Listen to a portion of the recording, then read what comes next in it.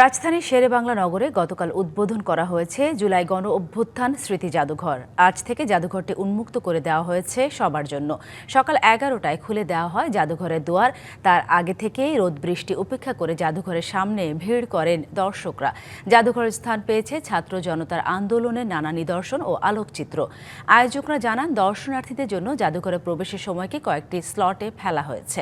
প্রাথমিকভাবে প্রতিদিন সর্বোচ্চ 900 দর্শনার্থী জাদুঘরের মূল ভবনে প্রবেশের সুযোগ পাবেন। কর্তৃপক্ষ জানিয়েছে, অনলাইন বুকিং ব্যবস্থার পাশাপাশি জাদুঘরের কাউন্টার থেকেও টিকিট সংগ্রহ করা হচ্ছে।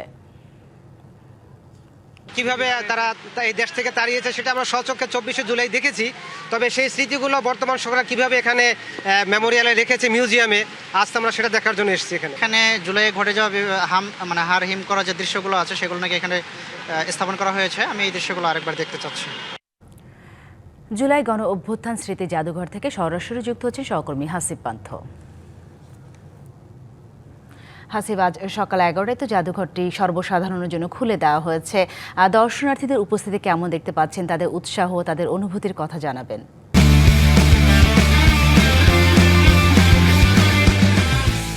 সাথে নিশ্চয়ই দেখতে পাচ্ছেন, বিশেষ করে আমি এই মুহূর্তে যেখানে অবস্থান করছি ঠিক জাদুঘরের মাঝে, যেখানে বিশেষ করে সকাল থেকেই যদি বলি যে দর্শনার্থীদের কথা, আমরা কিছুক্ষণ আগে যে লাইভটি সেটি কিন্তু দেখিয়েছিলাম, বৃষ্টি উপেক্ষা করে বৈরী পরিবেশটিকে উপেক্ষা করে কিন্তু তারা উৎসুক জনতা তারা এসেছে। এবং পাশাপাশি যদি বলি, বিশেষ করে জাদুঘরের ভিতরে বিভিন্ন স্মৃতি বা সেই সময়ের যে সকল কথাগুলো সেগুলো কিন্তু আসলে দেখানো হচ্ছে। বিশেষ করে আয়না ঘর থেকে শুরু করে বিভিন্ন গণভবনে রাখা ফাইলগুলো, চেয়ারগুলো, এগুলো কিন্তু দেখছেন যারা এখানে দর্শনার্থী হিসেবে আসছেন তারা।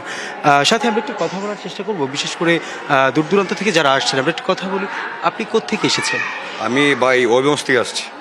কখন এসেছেন? আসছিলাম গতকালকে, তো গতকালকে ঢুকতে পারি নাই। আজকে অনেকক্ষণ লাইনও দাঁড়ানোর পরে ঢুকতে পারলাম। প্রায় 10টার দিকে আসছিলাম আর কি, 2 ঘন্টা লাইনে দাঁড়াইছিলাম। কি দেখলেন এই জাদুঘরে এসে? জাদুঘরে আসলে জুলাই আন্দোলনের সময় আমরা ঢুকছি এই জায়গায়, হবিগঞ্জ থেকে আমি এই জায়গায় আইছিলাম।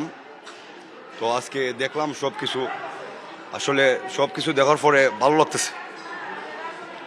সাথে বলছিলাম, বিশেষ করে দূর দূরান্ত থেকে নানা বয়সের, নানা শ্রেণীর, নানা পেশার মানুষও কিন্তু এসেছে, অনেকে পরিবার নিয়ে এসেছে।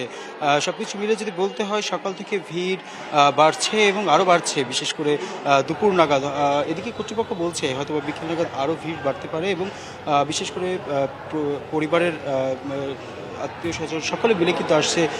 এমনকি শহীদ পরিবারের যারা ছিলেন অনেকেই, তারাও কিন্তু এসেছেন যে আসলে এই স্মৃতি জাদুঘরটি কীভাবে রাখা হয়েছে সে বিষয়টি দেখতে। যদি পরবর্তীতে কোনো তথ্য পাই সাথে অবশ্যই সেটি আপনার মাধ্যমে জানিয়ে দিব। সাথে ধন্যবাদ আপনাকে।